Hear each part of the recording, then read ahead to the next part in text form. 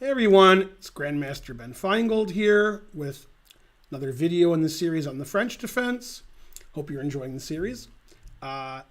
This French defense video will concentrate on the exchange variation.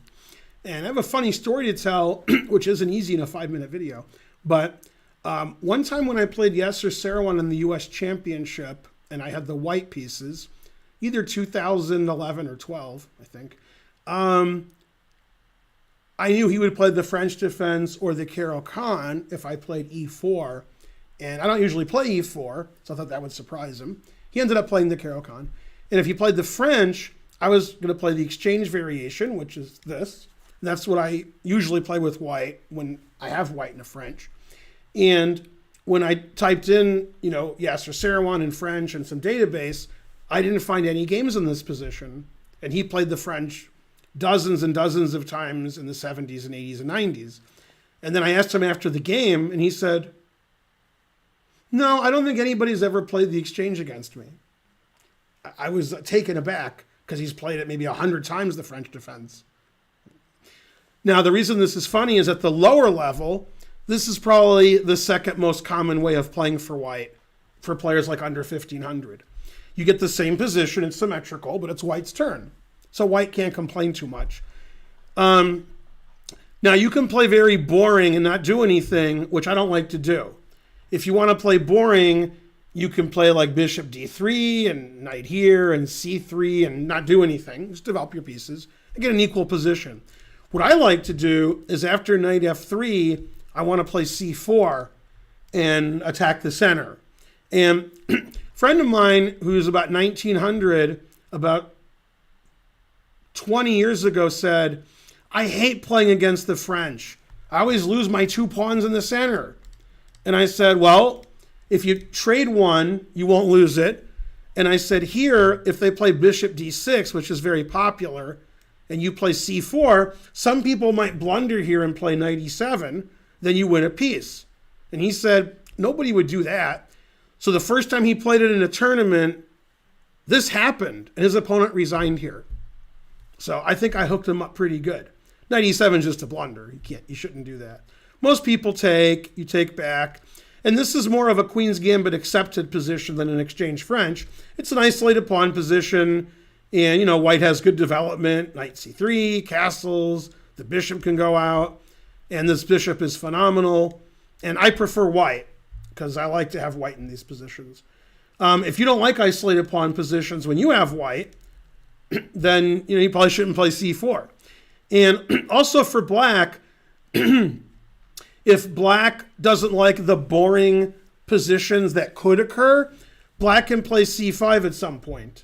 Okay, and so like after bishop d3, for example, you play c5, and again white could blunder a piece just like black did previously, and you're just trying to get like an unbalanced position, not super boring.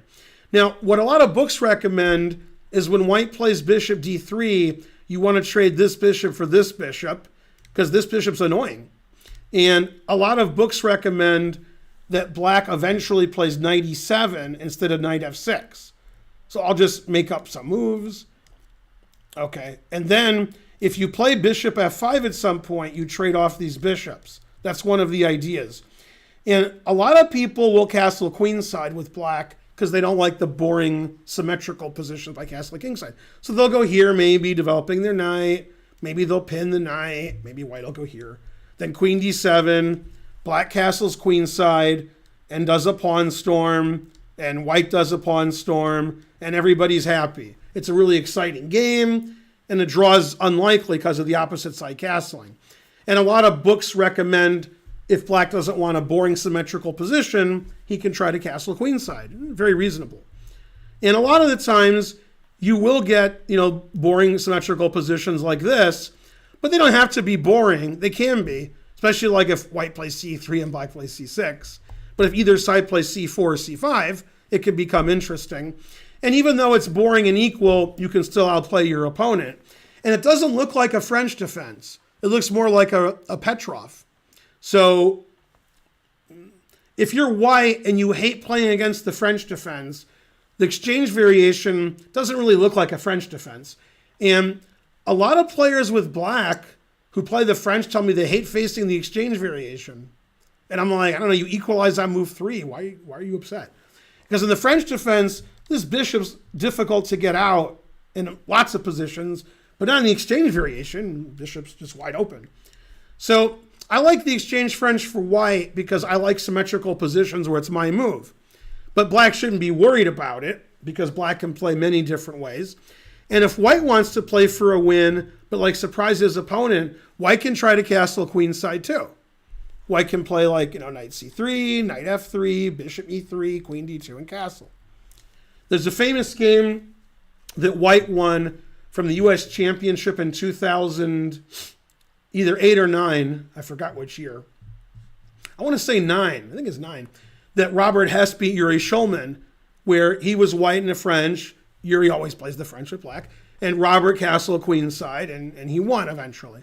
So the game could be interesting if the players want by castling opposite sides, or if both players want to play really boring and symmetrical, they can do that too. So one way to make it not boring with either color is to castle the opposite side of your opponent. Another way not to make it boring with either color is if somebody plays c4 or c5, you'll probably get an isolated pawn position. So it doesn't have to be boring. It can be if both players want it like that. But if you have black in the French defense, and you're not a super grandmaster, you're going to face the exchange variation, and you shouldn't hate it. You should be happy that you've basically equalized pretty early. Well, that was the exchange French. I'm Grandmaster Ben Feingold here at the Chess Club and Scholastic Center of Atlanta. Please like and subscribe, and watch for further videos on our channel. Bye, everybody.